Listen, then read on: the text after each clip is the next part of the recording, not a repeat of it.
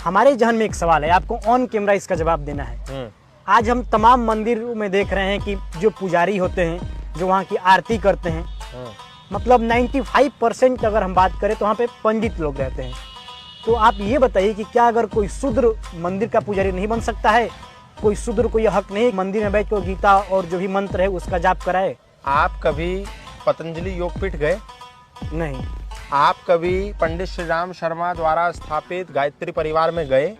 कभी आप महर्षि दयानंद द्वारा स्थापित संगठन आर्य समाज मंदिर में गए? बिल्कुल नहीं। कभी आप इस्कॉन मंदिरों में गए, प्रभुपाद द्वारा स्थापित? नहीं गए ना? नहीं। इसलिए आपको ये जानकारी नहीं है। तो आप ये कहना चाहते हैं कि उन मंदिरों में शूद्र के लोग भी ये सब काम करते हैं? करते हैं 99%। अच्छा। आप हरिद्वार में जाइए, गंगा के तट पर पतंजलि योगपीठ में 99% पंडित ही नहीं, अच्छा, सन्यासियों का बैकग्राउंड भी ऐसा ही है। किंतु अब वो वेद विद्या से निपुण हो गए हैं, शास्त्र विद्याओं में पारंगत हो गए हैं, तो अब वो शूद्र नहीं रहे।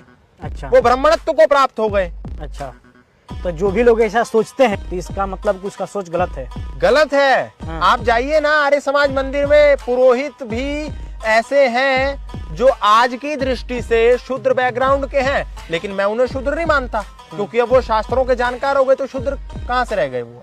अच्छा, अब तो वो ब्राह्मण बन गए। ऐसे बहुत सारे लोग हैं जो पतंजलि योगपीठ में सन्यासी हैं, ब्राह्मण से भी ऊंचा सन्यासी होता है। अच्छा, 4 आश्रम हैं इस सनातन संस्कृति में, ब्रह्मचर्य, गृहस्थ, वानप्रस्थ और सन्यास। सन्यास सर्वश्रेष्ठ है, पूजनीय है।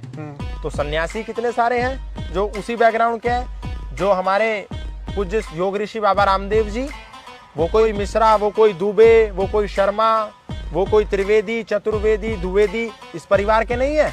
उनका बैकग्राउंड यादव, रामकृष्ण यादव। लेकिन शास्त्रों को पढ़ा, संस्कृति को पढ़ा, वेदों को पढ़ा, उपनिषदों को पढ़ा, अष्टाध्यायी को पढ़ा, तो अब वो योग ऋषि हो गए। ऐसा नहीं है। महर्षि दयानंद, उन्होंने तो ये तक कहा कि महिलाओं को यज्ञोपवीत भी होना चाहिए। अच्छा, हमारी बहनों के साथ, हमारी बेटियों के साथ जो लोग कहते हैं नारी शूद्रो न धीयताम, नारी और शूद्रों को वेदों से, यज्ञ से, मंत्रों से, शास्त्रों से दूर रखो, उन्होंने कहा तुम गलत कहते हो। वेद इसकी आज्ञा देता है कि प्रत्येक व्यक्ति मानव मात्र के लिए वेद है, शास्त्र है, यज्ञ है, यज्ञोपवीत है।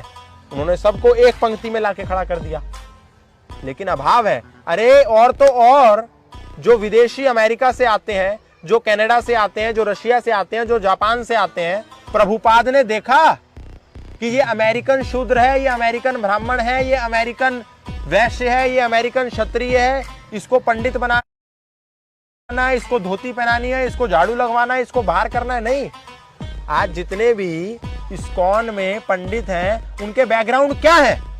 जो कृष्ण जी की पूजा कर रहे हैं, सुबह शाम आरती कर रहे हैं, उनके बैकग्राउंड क्या है? या तो वो कैथोलिक क्रिश्चियन है, या फिर वो मुसलमान है पूर्व में, या फिर वो अन्य किसी संप्रदाय के मत के हैं। अब पाश्चात्य देशों में तो नहीं है ना कोई शूद्र, कोई ब्राह्मण।